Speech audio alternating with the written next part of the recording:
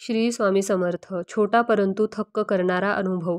ब्रह्मांड नायक श्री स्वामी समर्थ महाराज तेजोनिधी अनिलदादा परमपूज्य गुरुमाऊलींच्या स्मरणामुळे सेवेकरांना अनेक लहान मोठे अनुभव सातत्याने येत असतात. वास्तविक पाहता केंद्रामध्ये सांगण्यात येणाऱ्या सेवांमुळे प्रत्येकांना वेगवेगळी अनुभूती येत असते.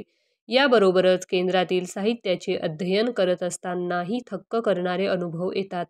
केंद्रातील तेजोनिधी ज्ञानदानाचे वेगवेगळे भाग, मासिक आदींचे वाचनही स्वामींची प्रत्यक्ष अनुभूती देणारेच असतात.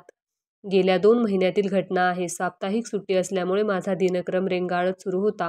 सकाळी आरती करून ज्ञानदान भाग 1 वाचण्यासाठी घेतला. घराच्या ओसरीवर कडक ऊन येत असल्यामुळे अंगणाच्या सावलीत ठिकाणी वाचत बसलो होतो. सुमारे अर्धा तास वाचन केल्यानंतर माझ्या आजूबाजूला लक्ष गेले. पाहतो तर लाल मुंग्यांची फौजच होती.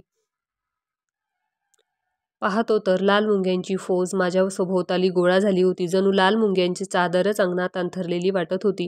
मुंग्या पाहून सुरुवातीला दचकलो. क्षणभर काय करावे हेच सुचले नाही. मात्र तेव्हाच एक गोष्ट लक्षात आली. इतक्या मोठ्या मुंग्या असूनही एकही माझ्या अंगावर चढलेली नव्हती. अन्य वेळी एक मुंगी असली तरी चावून मला भांडावून सोडत असते. येथे मात्र हजारो मुंग्या असतानाही मला एकीनेही स्पर्श केला नाही. माझ्या भोवती एक सीमारेषा तयार झाली होती.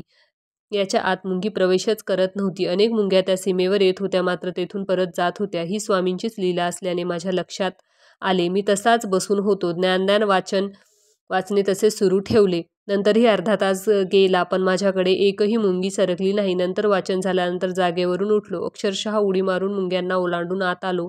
तेथे स्वामीगृहाच्या बाजूला ज्ञानदान ग्रंथ ठेवला. मुजरा करून अंगणाकडे आलो तेव्हा मी बसलेला भागही मुंग्यांनी व्यापून निघालेला. म्हणजे ग्रंथ वाचत असताना मला त्रास होऊ नये म्हणून मुंग्यांनी स्वामींनीच रोखले होते याची खात्री पटली. अंगणातील मुंग्यांचे काय करावे हे सुचेना झाले. तेव्हा स्वामीगृहाकडे जाऊन तेथील उदबत्तीचा चिमूटभर अंगारा घेतला. अंगणात येऊन मुंग्यांवर फुंकला. सुमारे 5च मिनिटात मुंग्या एका छिद्रात जाऊन गायब झाल्या. तेथून पुन्हा कधीच मुंग्या बाहेर आल्या नाहीत. नंतर मुंग्यांचा मला कधीच त्रास झाला नाही.